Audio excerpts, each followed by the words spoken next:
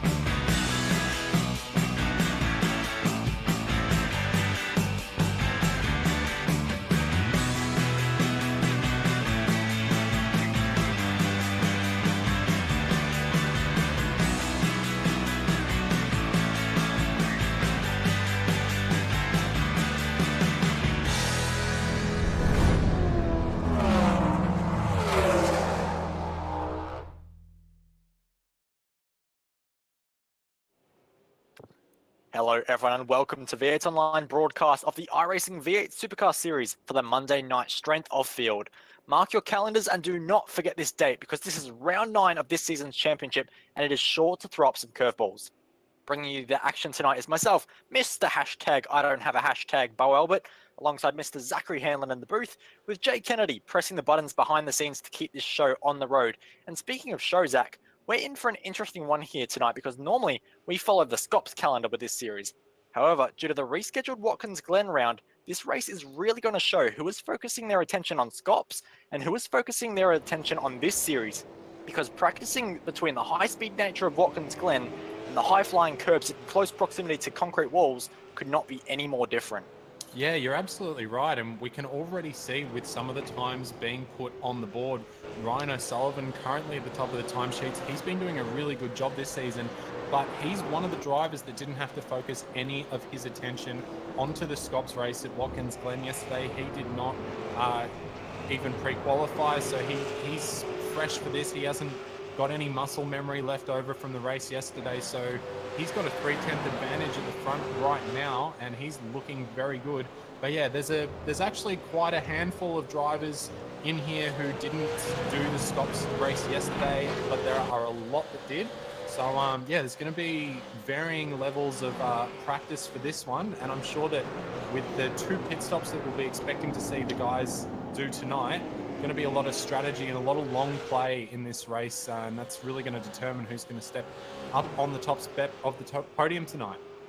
Yeah, absolutely. It's going to be a bit of a longer one here tonight because we're looking at 31 laps here tonight, which is going to be fantastic. Like you said, 2 pit stops, and tyres are going to be taking a beating around this circuit, which relies so much on traction out of corners. But fortunately for the drivers today, it's going to be 28 degrees on track and 23 ambient temperature. So it's going to be a little bit easier on temperature, which could help some of these guys out, as we have drivers now completing their final qualifying laps. Ryan O'Sullivan cannot improve, so he is still currently on provisional pole, with drivers trying to knock him off that step at the moment. Brady Myers coming across the line to set his second lap and improves by the smallest margin, but unfortunately cannot find himself any more positions on the grid, so he is looking good at the moment for a P5 start.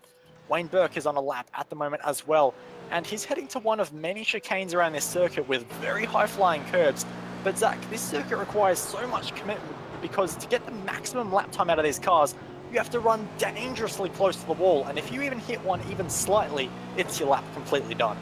Yeah, there are so many places around here, not even just the walls as well.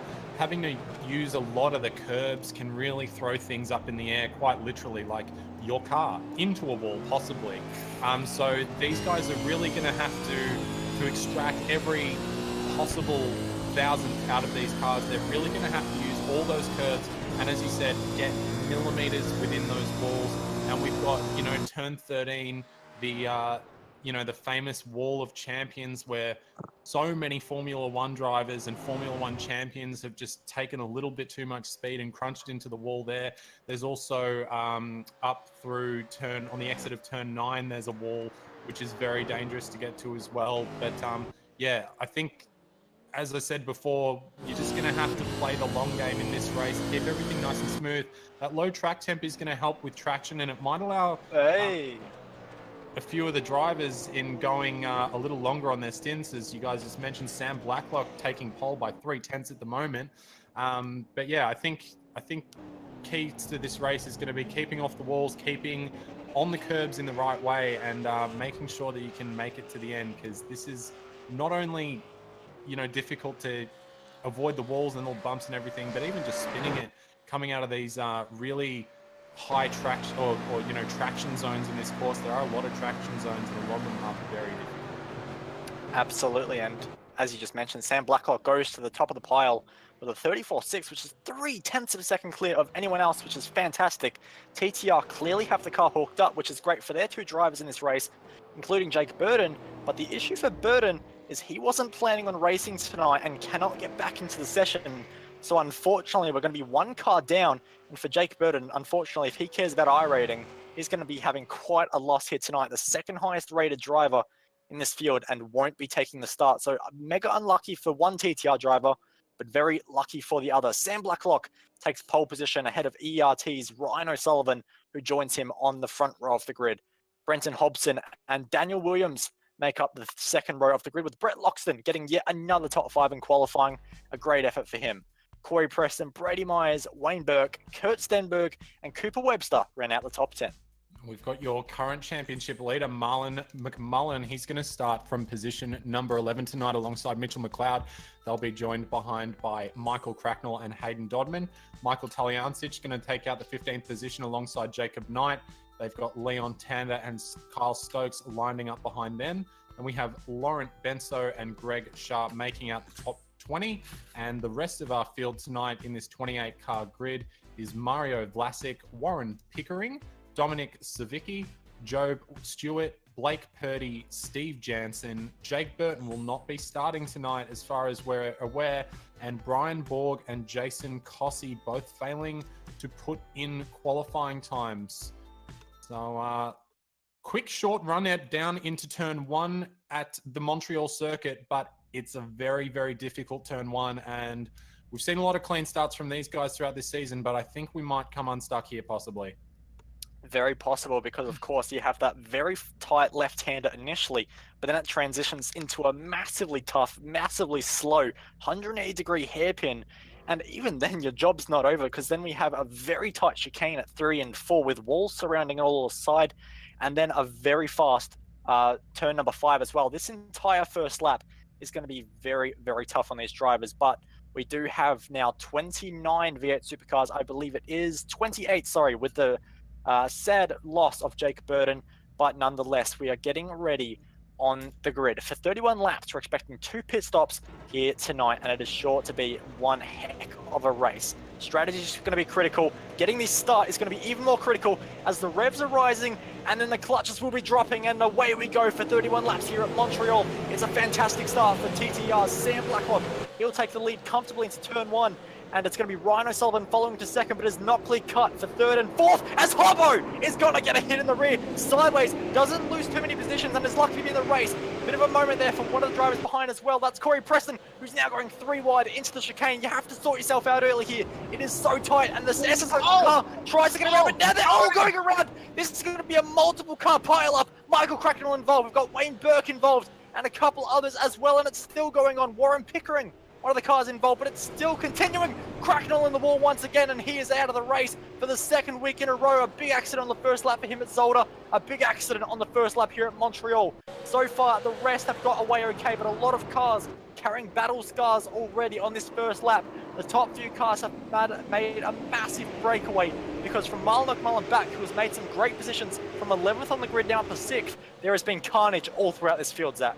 Yeah, well, Marlon got a few bumps into turn 1 there, but it all seemed to really start getting on when Brennan Hobson had to check up and checked up that large pack back there. As there are a few cars going 2 by 2 into the hairpin at the moment. Mario Vlasic having to let through Job Stewart, and Blake Purdy as well moving his way up through there, and Steve Jansen getting a little squirrely. But yeah, very unfortunate accident at the beginning of the race there. About 5 or 6 cars got involved in that pretty heavily, and it has spaced the group out. And you can see even back in the pack now from Dominic Savicki back to that end of that pack there, as there's another Warren Pickering diving straight for the pits. And Wayne Burke, who got caught up in all that earlier, he's got a massive job now. But we saw him a few weeks ago going from the very back of the grid and making up massive positions before the end of the race. So we'll have to definitely watch Wayne as he comes back through the field, as there's a couple of cars going through 2 by 2 in the mid to backpack as well. But up at the front, Sam Blacklock and Rhino Sullivan just laughing now, and Corey Preston's being coming under a bit of pressure from Daniel Williams there as they come through turn number 7. It's going to be a drag race down into the chicane at turn number 8. Daniel's going to have the preferred line coming in. He's going to have to use a lot of that inside curb there. Corey Preston, nicely done there, makes Daniel go out wide, and he's going to have to relinquish this position. And now Marlon McMullen is going to try and maybe go around the outside, see if he can... Oh, there's contact! Massive net code there as they come into the hairpins. So, wow, lucky both those guys didn't just go spearing into the wall there, because that could have been massive. It absolutely could have. We've seen Robert Kubica have a massive accident there in Formula 1, and Marlon McMullen almost added himself to the list to find that wall all the way out to the left of the circuit there. But he is able to fight one more day, but he does have Cooper Webster for company behind who is looking very racy, and Mitch McLeod as well, who has been on an absolute tear in this series recently, getting some great results, but a little bit of damage to the front of that talking car and almost a little bit of a bump to the wall of champions as Williams is going to have a slowdown. He's going to lose a bunch of spots now, which is a disaster. And Zach, this is going to be a very common theme throughout this entire race, because slowdowns are so easy to get around this circuit. There are so many places you can pick them up, and you don't have to be too aggressive on the curbs to pick one up.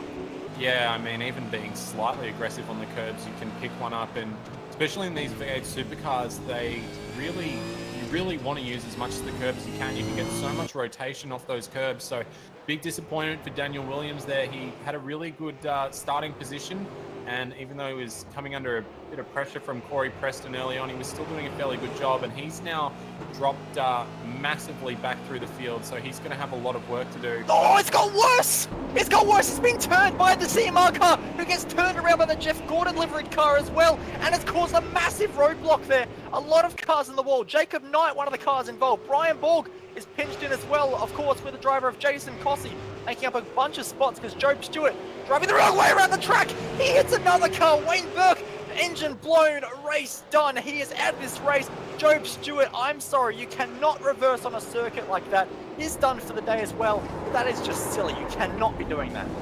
Yeah, I didn't actually manage to pick up on that accident, Bo, but definitely you don't want to be reversing onto a racing line. If you've had an incident, it's always better and definitely more courteous to your fellow drivers if you just wait and stay still so that they can avoid you, and if they hit you, so be it. But we'll move on from that. Unfortunate, because Wayne was going to have a really good run through the field there, so we've all lost a bit of entertainment, I'd say, from not being able to see that. But Mitchell McLeod actually running wide, going in a bit deep into turn number 1 there, and that's going to open the door for his talking teammate in Hayden Dodman, who's going to pick up that position. Hayden not carrying as much damage as his teammate there, Mitchell, so maybe he's going to pull away from Mitchell a little and try and tow him back up to the pack that is currently I think that's Cooper Webster trailing on the back of Marlon McMullen there, and Marlon's done a really fantastic job from 11th on the grid to avoid all the chaos and be where he is, but his pace isn't super fantastic right now, not making any massive inroads into Corey Preston, gaining a little bit, but definitely not doing enough right now to really close that back up. Yeah, not at the moment, he's not. So still a lot of work for these drivers to be doing if they're going to get any more positions in this field. And like you say, the entire top half of this field is a little bit spread out now, which is a little bit of a shame, but there are still a lot of drivers extremely close to one another.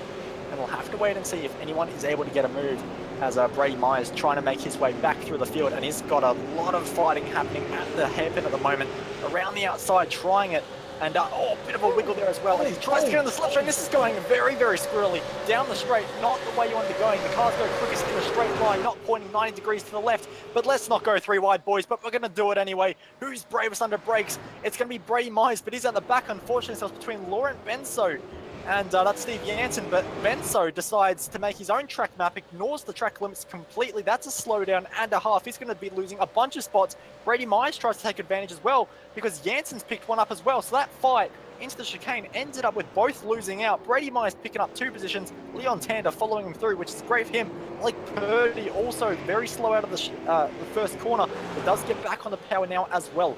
So a lot of drivers in this mid-pack are really trying to struggle at the moment, 4 positions, and are really trying their best to make some moves, but unfortunately getting a bit too slow. As speaking of slow Blacklock, unfortunately he's going to fall all the way down to P number 3 from the race lead, and that is a massive shock because he had a very sizable margin over Ryan O'Sullivan, about a second lead already after just 4 laps in this race.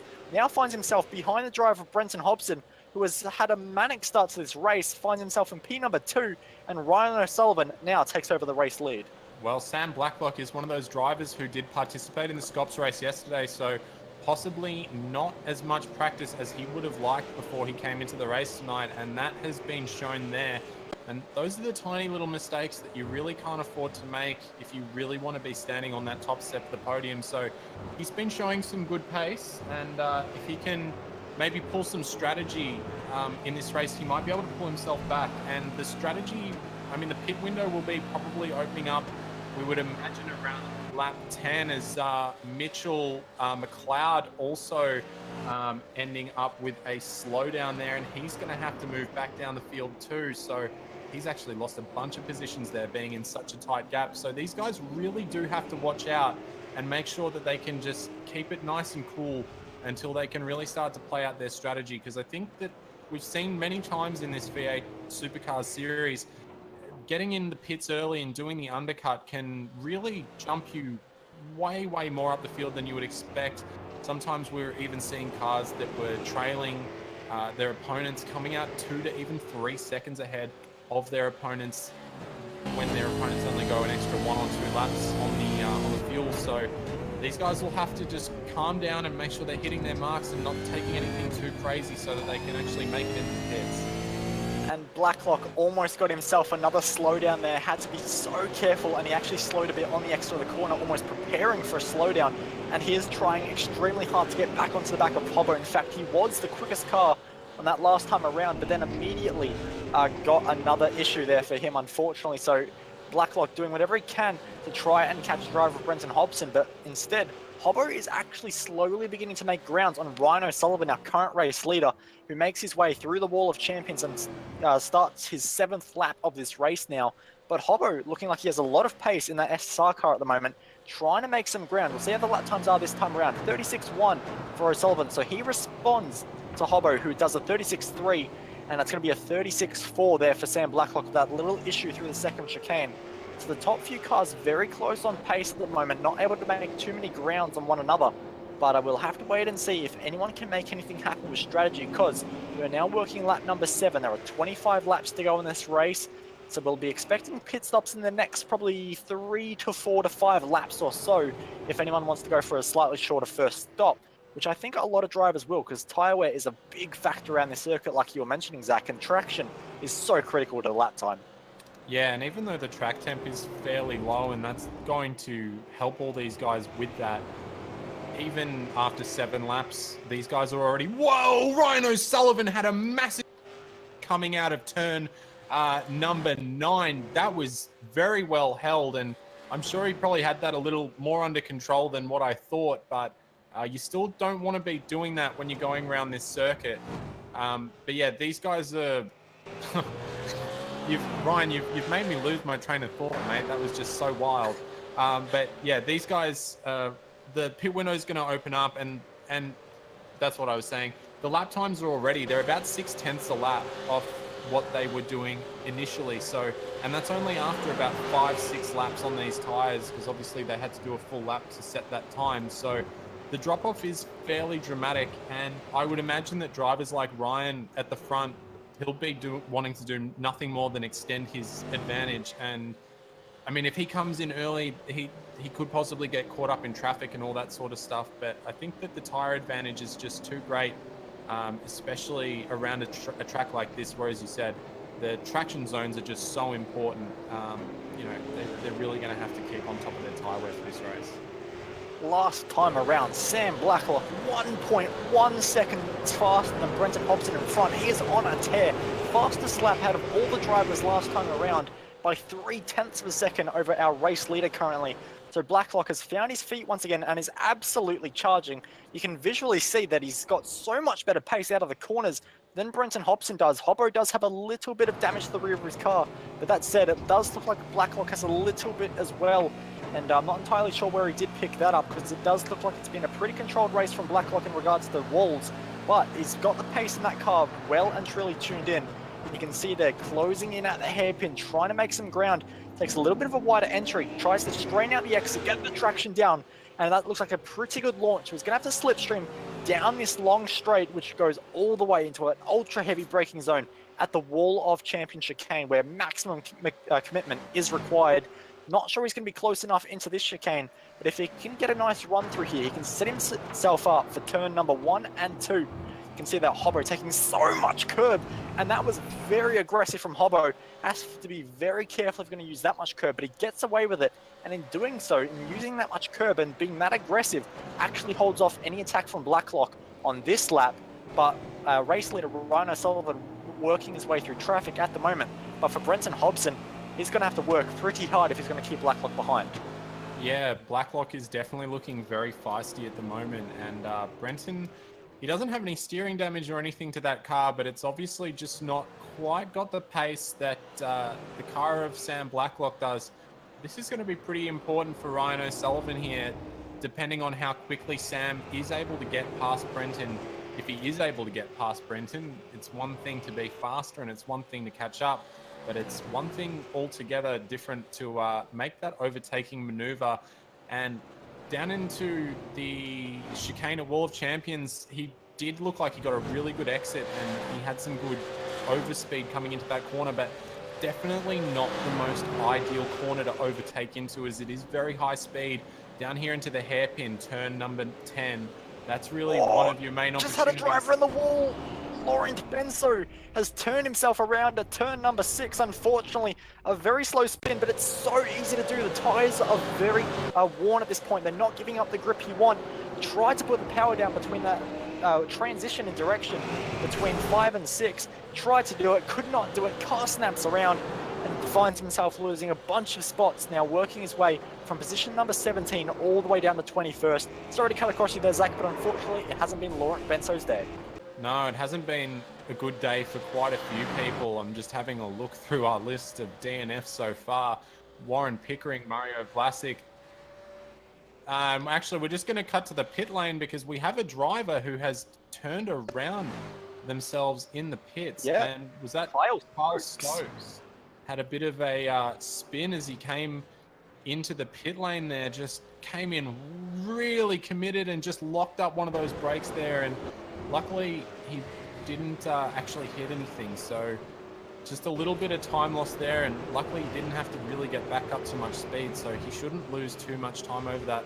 We can see now the first of our drivers who are in the pit lane. The first one who's going to come out is Mr. Kurt Stenberg, and he's coming out of, I believe, position number 11.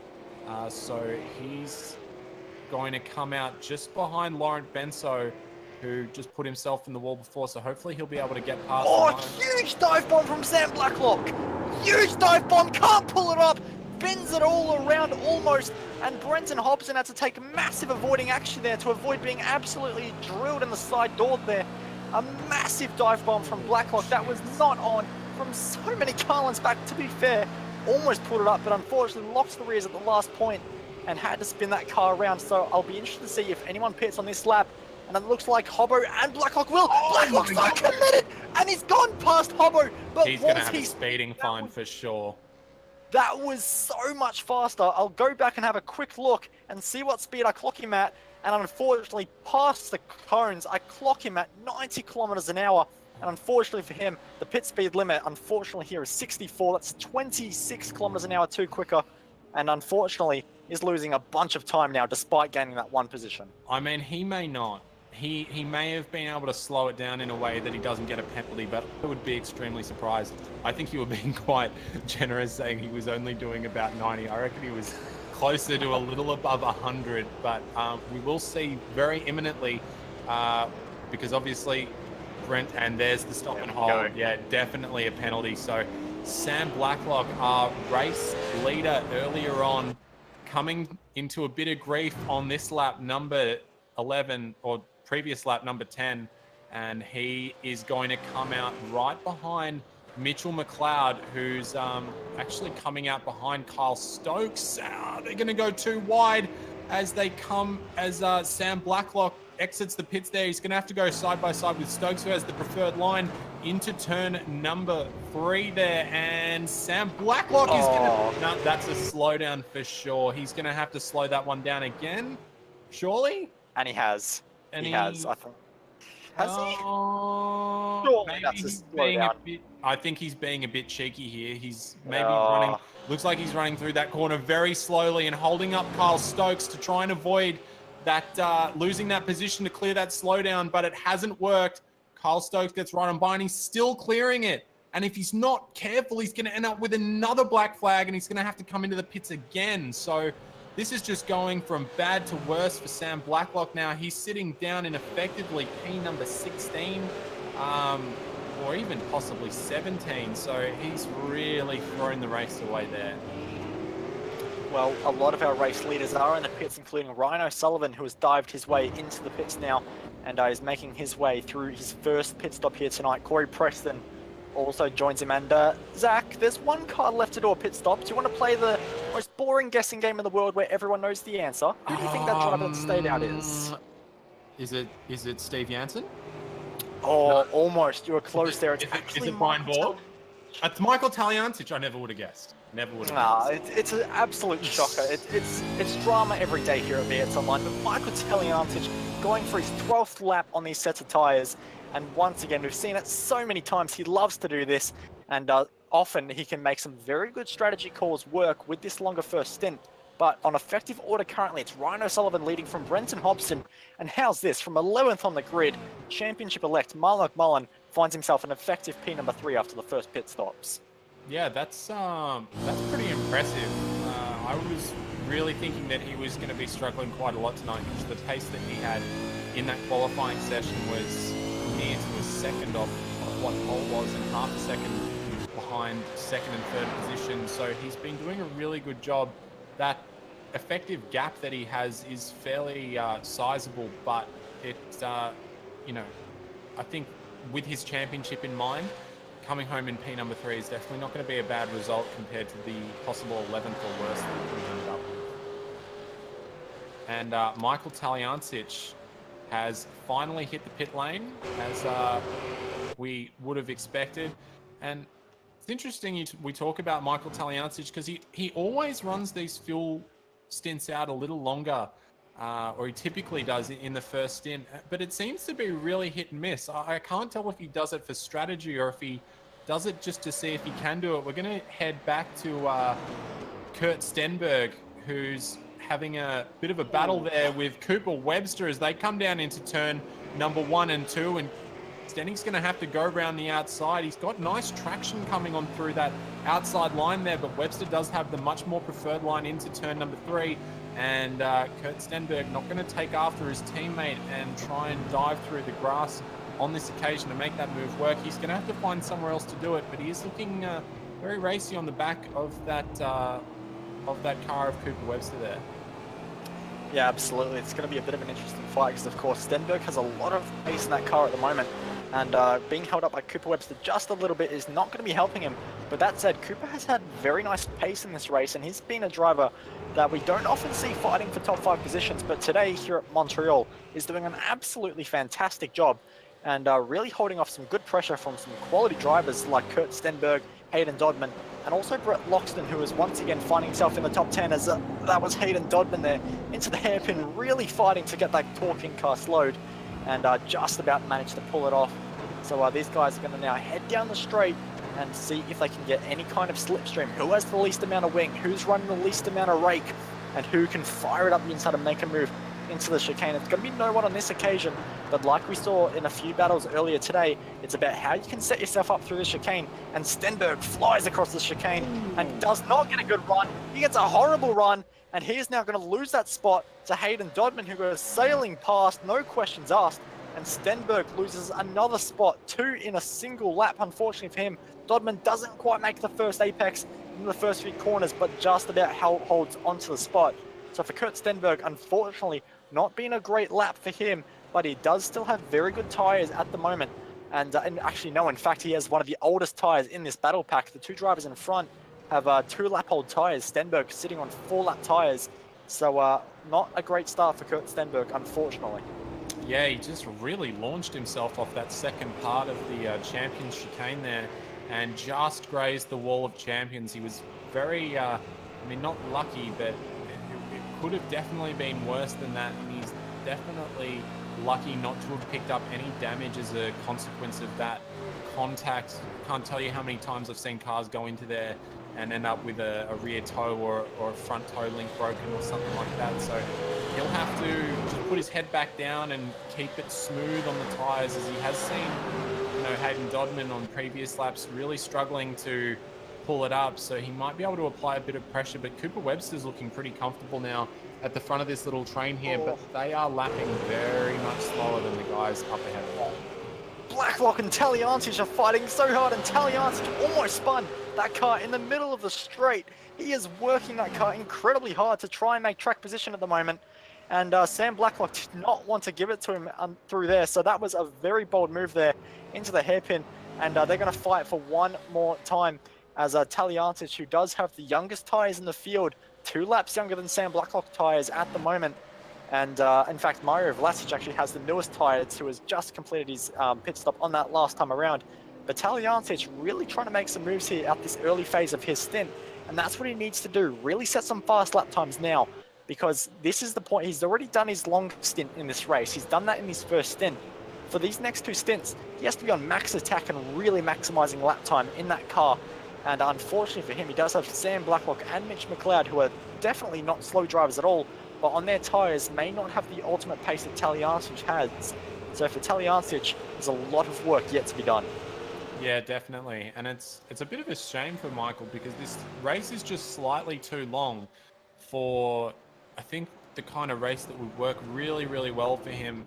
If this race was maybe 2 or 3 laps shorter, we very well possibly could have seen him do a one-stop on this race. But unfortunately, those extra 2 to 3 laps are definitely going to crush any hopes he would have had of doing that. But I think, you know, Michael is a fairly consistent driver, and he's always battling with somebody. But yeah, I think the smart thing for him to do right now would just be to tuck in behind these guys, and when they really start to die off on the tires, maybe he can make a move then, or maybe he can wait for them to dive into the pits and save his tires until then and make a bit of a move in terms of absolute lap time. But I think it'll be difficult for him to get past these guys. They are looking very good right now.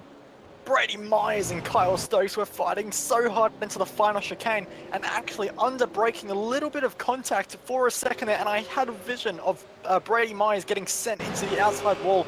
Fortunately does get the move done, but for Brady Myers, a little bit of damage to that Progression Racing Australia Commodore, and Kyle Stokes was so much faster down the straight. Brady actually had the move done into the hairpin, but Kyle, just so much more straight line speed, was able to come back and very almost got that move done back into the chicane. So for Kyle Stokes, great straight line speed there, but unfortunately Brady Myers does muscle his way through for one more position.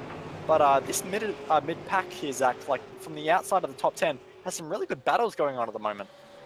Yeah, well, you know, it's we obviously like seeing cars battling. It's always good. It would be a little better possibly if a couple more of the cars up the front were a little closer together, but it's always good, you know, these V8 supercar drivers, no matter what position they're in, and we saw it even in the Scops race last night, you see people going tooth and nail over 25th or 27th position, and Mitchell McLeod has actually just let Sam Blacklock through down into the hairpin there, running nice and wide, and now maybe even giving him a slight little bit of a bump draft as they're coming down the casino straight into the chicane, and just pulling out a little bit, but braking nice and early, showing that he doesn't have any intention of trying to go past. And I think Mitch is probably just hoping to get a little bit of guidance possibly from Sam, find a little bit of speed and just get carried further towards the back of the pack that those guys are chasing, which is currently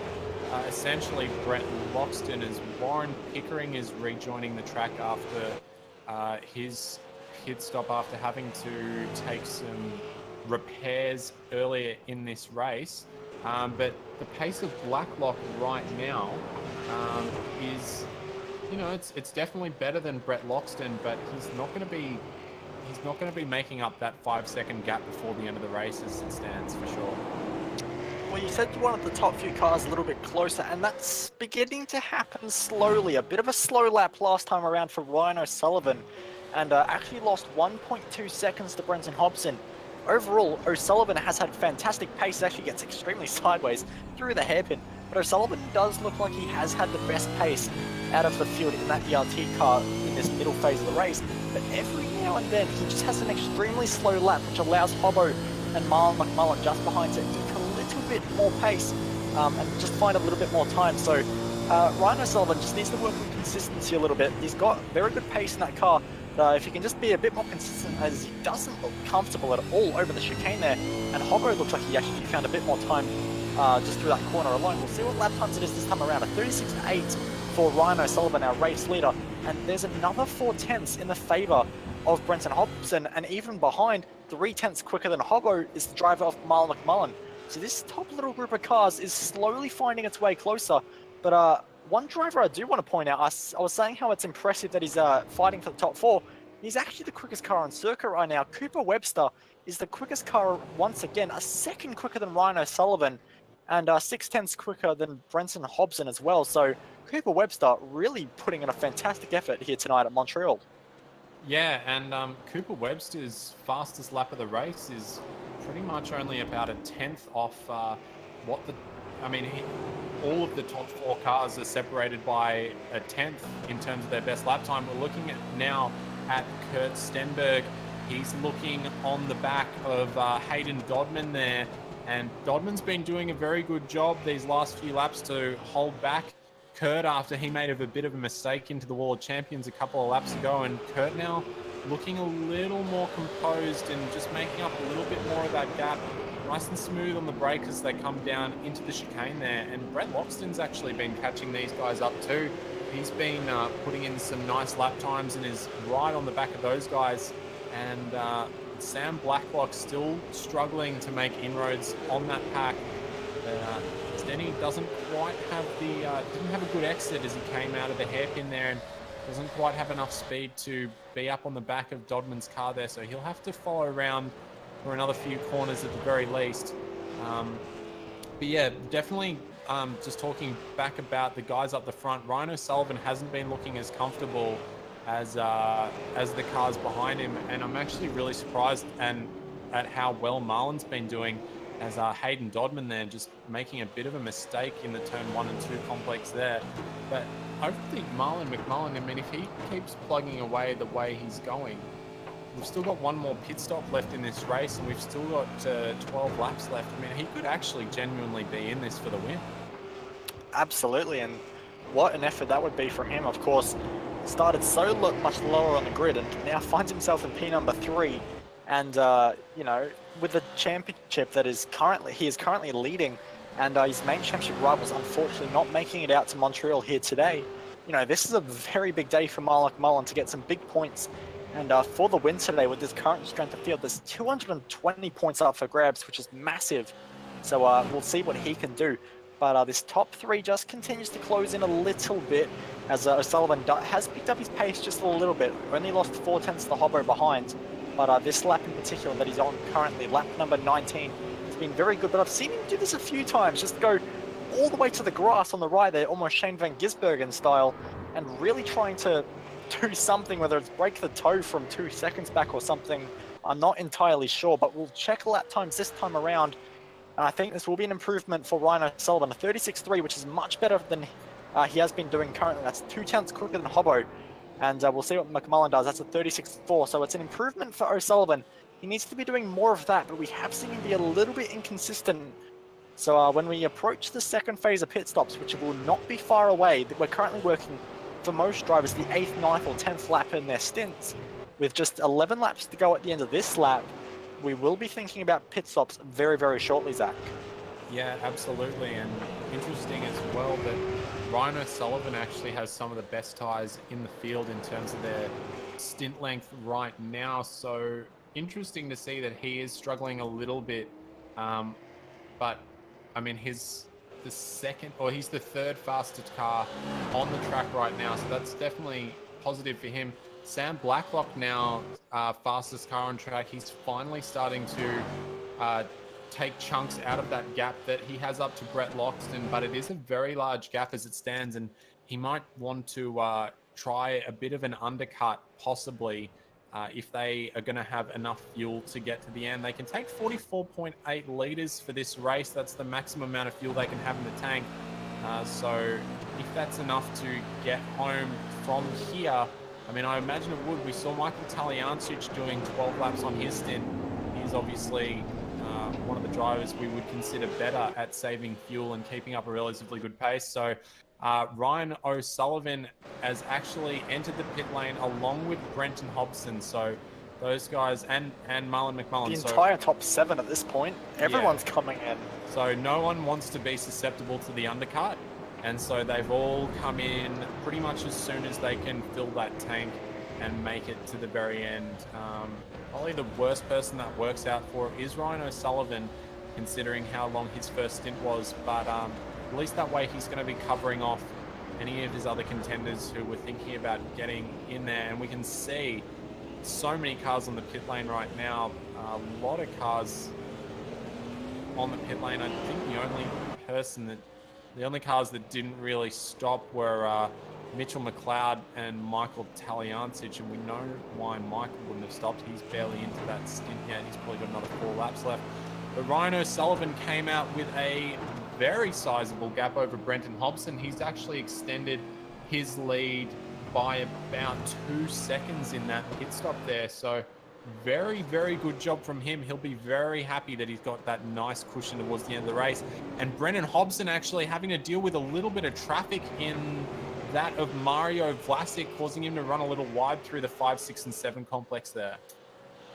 Yeah, but it does look like Vlasic will get out of the way and let Brenton Hobson on his way in pursuit of Ryan O'Sullivan, who was 1.5 seconds quicker in the stop alone, but 2 seconds in total, including the pit lane time as well. So Hobbo potentially just being a little bit cautious on entering into the box, not to overshoot or undershoot for that matter. And O'Sullivan did capitalize on that and made his way up 1 more position. But we'll have to wait and see if there is anything left with Hobbo. We've seen him have very good pace in the middle of this stint. So can he pull it off with just 10.2 laps exactly on the clock still remaining? So Hobbo will be on a charge in the next few laps, but he does have Mile McMullen behind to deal with as well, who is trying to get past Mario Vlasic ahead of him, but Vlasic will dive into the pits and allow McMullen on his way. So we could have a good scrap for the win if Hobbo can get his lap times down very soon. If not, we'll have to wait and see what happens. But we're hearing of a few issues there for Hayden Dodman, and he has completely missed the chicane. And unfortunately for him, that is going to be a very large slowdown. Just lost it on turn-in to the very first part of the chicane. And now finds himself sideways in a turn number 1, which could be an open door for Kurt Stenberg. If he doesn't get hit, he gets sent wide, and Dodman holds onto that position, but only through sheer force of putting Stenberg around the outside in a position where he could not go around the outside. And he does hold onto that position, but Stenberg almost was able to capitalize, but would have been better just slowing it up on entrance and just making a really tight line into that corner. But hindsight is 20/20, and for Kurt Stenberg, there is a car right in front of him right now who he now has position to attack. Yeah, absolutely. I also just saw Brady Myers make a nice little move on Mitchell McLeod there as Mitchell was coming out of the pit. So very nice job there. And these two look like they're going to have a bit of a scrap, but Mitchell unfortunately carries a little too much entry speed into turn number 6 there, and is going to have to back right out of it, and that's going to give much more of an advantage to Brady Myers. But Ryan O'Sullivan now has a 4-second gap effectively in the lead, and I think that all the drivers behind him are really going to struggle with what we've seen so far, unless he has a couple of moments and a couple of inconsistencies in the final stint. I think well, can I actually add something there, Zach? I've just received word from Brenton O'Brien that there is actually an issue for Ryan O'Sullivan, and that his pedals are sticking just a little bit, and that his throttle is not completely calibrated properly, and sometimes it can be found sticking. So perhaps not out of the woods just yet for Ryan O'Sullivan, but out of nowhere we've had Michael Talian. We've had a few issues of drivers losing spots further down the grid, and Hobson has had a massive issue and has now relinquished that spot to Mile McMullen, and that was a big shame for Hobbo. He had very good pace, was looking extremely strong, but you do not want to get a slowdown through that final chicane, and unfortunately he's done just that, Zach. Yeah, too much curb, too aggressive. I mean, it looked great, and if the 1s and 0s in iRacing didn't catch him out there, I don't doubt that that would have been an absolutely fantastic line, but unfortunately it's one of those things that we use to kind of keep everything as close to real life as possible. He probably would have gotten an unsportsmanlike flag for something like that in real life. And that's just one of the ways in iRacing that they can kind of judge it on the fly and make sure that people aren't going spearing through corners and spearing people off. And it's, you know, even though you get bitten by it every now and then, it is one of those little features that makes this service you know, part of what it is, and it is such a great service to run on. It's definitely the most competitive service, you know, iRacing compared to other platforms where you can just jump in and race pretty much on the hour, every hour. There's so many different cars you can pick and choose to do, and he's done it again, I think, actually just coming out, or has he? Or just got a bit of a bad exit there, but yeah, definitely annoying when you get bitten by it, but it is one of the things that is consistent throughout the service and everyone knows about it, and it's all the same for everybody. So just going to have to try and keep it a little more within the track limits there, Brenton Hobson, and his pace has been really good. So I think now we've got a bit of a fight for the second spot of the podium here, and I think it might just start to take off a little bit with 7 laps to go. Yeah, it absolutely could, and I'm interested to see how this pans out, because we know Hobbo has had a few rough weeks in this championship, hasn't quite got the results he would have liked, and I had seen a post from him that he wanted redemption at some point. He wanted a very good result to really stamp his authority on this series, and a second place would be a very good step towards achieving that. But he's going to be fighting against Mark McMullen, who today has a very large amount of points in front of him that he could use for this championship, which he is currently leading. So for McMullen, he's got to think about championship, whereas Hobbo is just going to be on vengeance for a position here. And we know Hobbo does love a good scrap, so he will go for any opportunity, even if it's only half a door that's open. And McMullen getting a little bit of wheel spin out of the chicane, out of the hairpin, sorry, might just be the invitation. And Hobbo now right under the rear wing of McMullen, and McMullen's not even really going to put up any kind of fight. Just kind of move to the side, said, here, have an even more optimal line, have the optimal line into the chicane as well, have second place, and I'm going to get a bit sideways into the chicane, and I wouldn't be surprised if Hobbo might have been right on the edge of a slowdown there.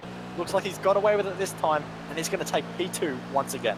Yeah, I think Marlon just knew that he had made too much of a mistake to really redeem himself in any valuable way there, so, and Brenton could have easily made a mistake.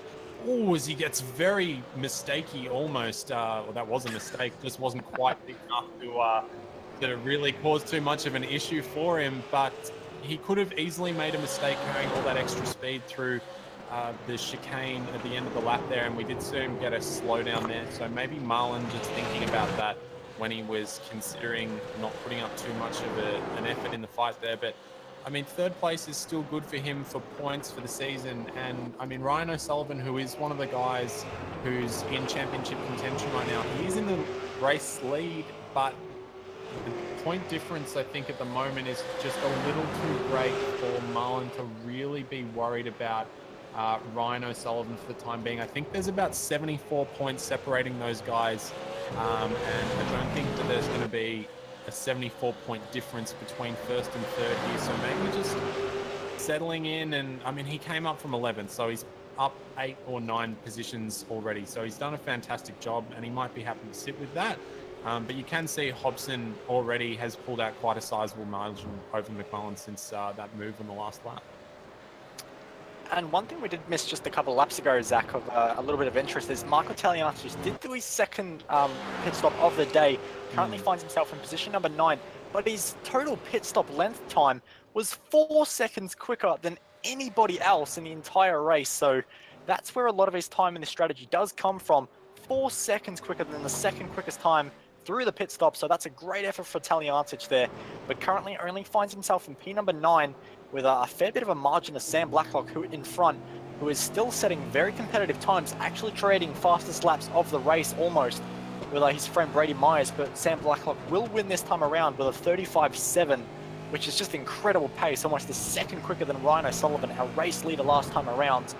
But O'Sullivan is falling back just a little bit, but he does have a fairly comfortable lead with 6 laps to go over Brenton Hobson, who is pulling away comfortably from Marlon McMullen as well. So the top 3 just beginning to spread out just a little bit, and they know their own fight. But one thing of interest is that Cooper Webster has incredible pace right now, and he's not too far away from the back of McMullen. Yeah, and he's always one of those drivers to get in there and have a bit of a battle and biffo. So if he can get up there, Marlon might start worrying a little bit, and he might have to just give up another position. But I think where most of the action's happening right now, oh, that was close, is in this pack with Dodman, Stenberg, and Loxton, and they've got Blacklock, the fastest man on the track right now. He is catching them And I was skeptical that he wasn't going to be able to catch them before the end of the race. But after those pit sequences and with the pace that he has right now, he was a second a lap faster than all of these cars ahead of him. And that's definitely enough pace to be getting up to these guys at the end, as Brett Loxton got very sideways on the exit through into the wall of champions there. But Dodman, pardon me, has been doing a really fantastic job. He's been at the front of this pack for quite a while, and Stenberg getting very close to the back of these guys, and they've been battling quite hard for quite a long time, and maybe Stenny's starting to get a little impatient and wants to get into that top 5 before the race is over, I'm sure. But he's going to have to worry as well about Brett Loxton, who's been looking good, and Sam Blacklock again took 0.8 of a second out of the front of the train this time round, and actually took over 9/10 of a second over Brett Loxton there. So he's going to be up in the mix very shortly as well. Yeah, absolutely. But I'm not sure I'd want to be involved in this fight too much, because this fight for P number 5 at the moment is so violent with these guys launching over curbs, getting the rear of the car out on exit like Kurt Stenberg there does, out of that second chicane. You can see they're fighting so hard to try and get any kind of advantage. Stenberg just getting in the mirrors a little bit of Dodman there, letting him know he's there, and that he will, if he gets the opportunity out of this hairpin, have a bit of a run. Dodman does get a little bit of a slide on out of the exit, but it hasn't hurt him too much, and does have very nice traction overall down this straight. But it's all about how's the slipstream for Kurt Stenberg. It's not going to be good enough this time, but can he get the run through the chicane? We've seen Dodman be so brilliant through the chicane. He's hooked it up nearly every single lap. But is this the lap it all goes horribly wrong and Stenberg gets the run? Not quite. It's definitely not the day for Brett Loxton, as he gets very done, as he's going to get a slowdown to make it even worse. But Stenberg thinks about a move into third one. And Blacklock has a slowdown as well. And that's going to be interesting. Who can clear their slowdown first? It looks like Brett Loxton, who's already cleared it. And Blacklock doing this again. You might be a friend of mine, Blacklock, but that is just silly. You cannot be doing that. It's unsportsmanlike. And in all honesty, it just looks silly. So we'll ignore that. Back to Kurt Stenberg, who is still harassing the back of Hayden Dodman at the moment. And he is getting closer than ever. Thinks about a bit of a move into this tight braking zone. Can't do it. Dodman defensive though. A bit of a bump in the back bumper for Hayden Dodman to deal with. And he deals with it perfectly, because Stenberg does not get any kind of run. Next chicane is not really much of an overtaking opportunity, but if you're feeling extremely brave, maybe Stenberg can make it into one, but not on lap 28. He won't. He's going to sit behind and try and set himself up for the hairpin, and he's got a beautiful run if he can hold it. Not quite, but he's as close as he's ever been over the last few laps. We'll see what he can do in the chicane. Dodman knows this, goes not even defensive, actually. I'm surprised, because Stenberg definitely could have sent one there, but at the moment just looks content to sit behind, which is surprising. But we'll see what happens in the next few laps here, Zach. Yeah, I was equally surprised that Dodman didn't defend, as I was surprised that Stenny didn't attack there. We're just hearing as well that Corey Preston, after having a great qualifying position, we haven't seen much of him. I think oh yeah, heading straight ahead, and Kurt Stenberg in the wall. He's hit the wall of champions as he took way too much curb on the entry into one and got way crossed up. And does he have enough to get around the outside of Dodman into turn one? He does. And he's going to finally get through. But Loxton's now there as well. He's going to try and reside on the inside of turn number 2. Doesn't quite get the traction as Dodman does. But does Stenberg have damage to this car? Is he going to have to worry about having pace in this car, just trying to get on board with him right now and see if he has any steering damage as he comes through turn number 5 and into 6 here? And Loxton very, very close to the back of Hayden Dodman there. And Stenberg struggling for traction all the way out. He doesn't have any steering damage by the look, so he might have gotten away with that whack into the wall of champions there, but it was a fairly big hit. And Sam Blacklock is now right on the back of these guys too. This is going to get pretty crazy towards the end here. Yeah, absolutely. But I'm just having a look at Brady Myers, who has unfortunately, it looks like, disappeared a little bit from my timing screens, trying to see what's happened for the Progression Racing Australia driver, and just trying to see what happened. And at the moment does not look like I'm able to pick it up, so we'll see what happens with Brady Myers. Might just be a bit of an internet issue, but we'll return to this battle for P number 5 at the moment, because it is being fought over well and truly by the drivers of Kurt Stenberg, Hayden Dodman, Brett Loxton, and soon to enter stage, enter left please, Sam Blacklock, who is going to try and make up for that unfortunate first stint of his. But how's the exit for Hayden Dodman? Not great at all is the answer, and Brett Loxton going to try and capitalize just a little bit.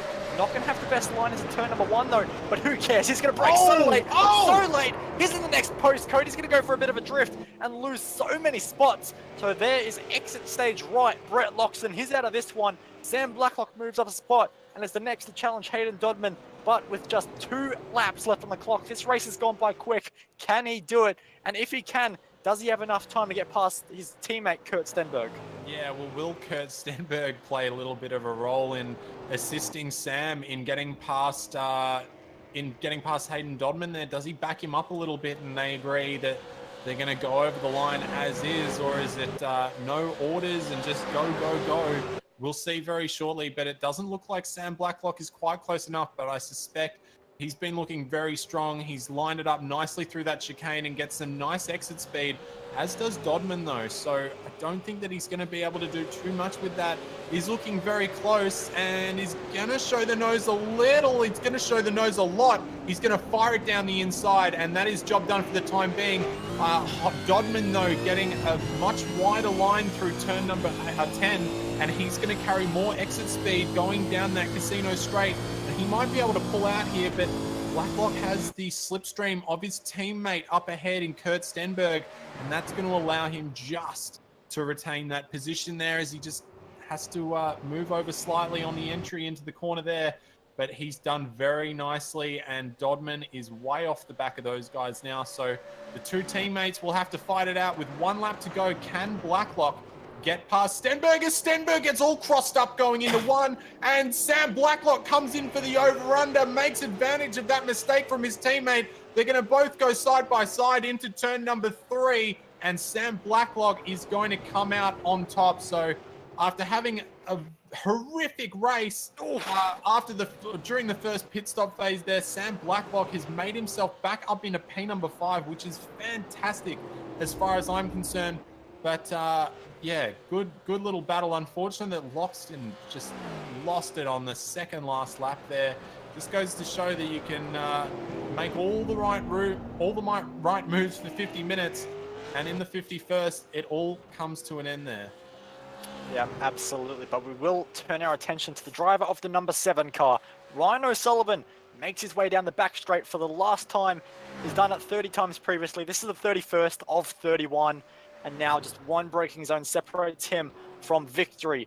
In round number 9 of the iRacing official V8 Supercar Championship, he's going to take out round number 9 at the Circuit Gilles Villeneuve. Ryan O'Sullivan is going to be your race winner with a massive margin in the end over second place Brenton Hobson, who is going to cross the line with Marlon McMullen taking out the final step on the podium, with Cooper Webster for a fantastic drive for P number 4, and Sam Blacklock, assuming no slowdown penalties, will make his way for P number 5. And to be honest, I think he'll be a little bit disappointed with that after what could have been, but finishing ahead of Kurt Stenberg and Hayden Dodman will be a great result nonetheless.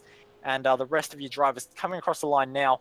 And that was an action-packed race from start to finish. We've got drivers including Ryan O'Sullivan doing burnouts, celebrating that race, even surviving 31 laps around here. Now V8 Supercar with the wall so close and danger at every turn is a great accomplishment to all that have finished. And those should be very, very happy with one another as the final few drivers making their way across the start-finish line now. And Dominic Sawicki is going to have a little bit of a margin to Steve Jansen behind, who cannot do anything about taking over P number 14. So the last few drivers making their way across the line. But Zach, what a race that turned out to be.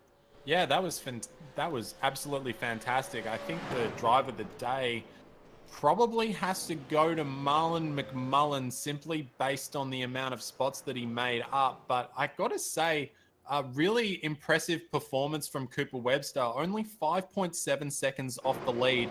He started only 1 spot behind Marlon McMullen as well. So those guys just doing an absolutely fantastic job. And I think that in terms of relative experience and previous performance, I'd probably have to shift Cooper Webster up to my driver of the day for that one. Very good job. But Ryan O'Sullivan put on a very commanding performance, not so much early on when he was tailing Blacklock there, but you gotta hit every single aspect of the race to get it right and stand on the top step of the podium. And that's what Ryan did today with, one or two very, very minor mistakes. But, it was a great race all round, with the exception of that awkward altercation on the first lap that saw 3 or 4 of our drivers retire due to that. But it was a pretty high race of attrition when you go back and look. Looks like we had a total of, we had 1 car not start and 8 not finish. So that is pretty crazy. Absolutely, but we'll get your final results up on screen. And Ryan O'Sullivan will take the victory after just under 51 minutes of racing, ahead of Brenton Hobson and Mark McMullen to round out your podium. Cooper Webster and Sam Blacklock round out the top 5, with Kurt Stenberg and Hayne Dodman narrowly missing out. Brett Loxton gave it his all, but could only manage P number 8 in the end. Mitch McLeod and Greg Sharp round out the top 10. We had Kyle Stokes coming home in P number 11, Michael Taliancic moving up a few spots with his long fuel strategy to finish 12th. Brian Borg having a quiet race from our perspective, but not from his, from 27th up into 13th. Great job there, Brian. Dominic Savicki also doing well from 23rd up into 14th. Steve Jansen finished 15th position. Jacob Knight keeping it square from 16th, stays 16th. Laurent Benso takes out 17th position, and then we have the first of our cars a lap down. Jason Cossey in 18th, Blake Purdy in 19th, and then the first of our non-finishers, of which there is a pretty sizable list. Corey Preston, Brady Myers, Mario Vlasic, I think was still circulating, but quite a few laps down from damage. Similar story there for Warren Pickering, Job Stewart, Leon Tander, Daniel Williams, Wayne Burke, and Michael Cracknell round out our field of non-finishers. But it was a really good race. I think we've been seeing fantastic racing all throughout this series. I think there's only one race this whole season where I would kind of say it was a bit, so-so. But these 2 stop races are really putting on a fantastic show, and especially around this tight track of Montreal, just really, really good racing from all these guys tonight. Yeah, absolutely. But we are going to have even more fantastic racing tomorrow night on V8 Online. And not only is it going to be brilliant racing, it's going to be unique, interesting, and best of all, for a fantastic cause. It's Maddie's race to give cancer the flick, and that's going to be taking place at the Watkins Glen Boot Circuit, which features the V8 supercars that we saw here tonight. We've got the Porsche 911s and the GT3 cars. We've got separate races for them all. But best of all, Zach, we have a race that includes the top 10 finishes in their separate races, all going against one another, and they've been balanced performance to run against another. So the Porsche will be the same pace as your GT3s and V8 supercars. Zach, that's going to be chaos. Yeah, I think not only is it going to be chaos, it's going to be extremely fun to watch. And as you said, it's for a fantastic cause. And I don't know which car is going to be taking it home tomorrow night, but I do know that no matter which way it goes, it's definitely going to be interesting to watch. You've got the high downforce GT3 cars. You've got the low downforce, high mechanical grip V8 supercars, which are also massively more powerful. I think they've got an extra 150 or 200 horsepower on those GT cars. And then you've got the Porsche GT3 Cup cars as well, which no ABS, no traction control, and a handful at the best of times. So I think having those 3 different styles of car is going to throw everything up in the air a little bit, but it's going to be fantastic to watch. And, again, it's for a fantastic cause, and we're broadcasting it here on V8 Online. So you should definitely be tuning in if you're not going to be racing, because it is going to be a fantastic night. Absolutely, and it's not going to be just that for the weekend. Of course, that will probably be the highlight of the weekend. It's going to be a great event, but of course, we also have the International Major Series, round number 6, for 600 massive miles around the circuit of Charlotte for the NASCAR Gen 6 cars. That's going to be a huge event. It's going to be chaos, and it should be some really close competition. NASCAR, known for its awesome racing, and also there's going to be a lot of strategy elements over such a long race distance, such as a 600-mile race. So be sure to check that out on Sunday night, kicking off at 6 p.m. And then, of course, we return for round number 10. The championship is beginning to become clearer and clearer who our contenders and pretenders are. But round number 10 at Imola can always throw up a few shock winners, so we'll have to wait and see how that goes. But from behalf of myself, Mr. Zachary Hanlon for joining me in the comments booth tonight, and also Mr. Jay Kennedy for pushing all the buttons to keep this show on the road, thank you for watching, and we'll catch you tomorrow.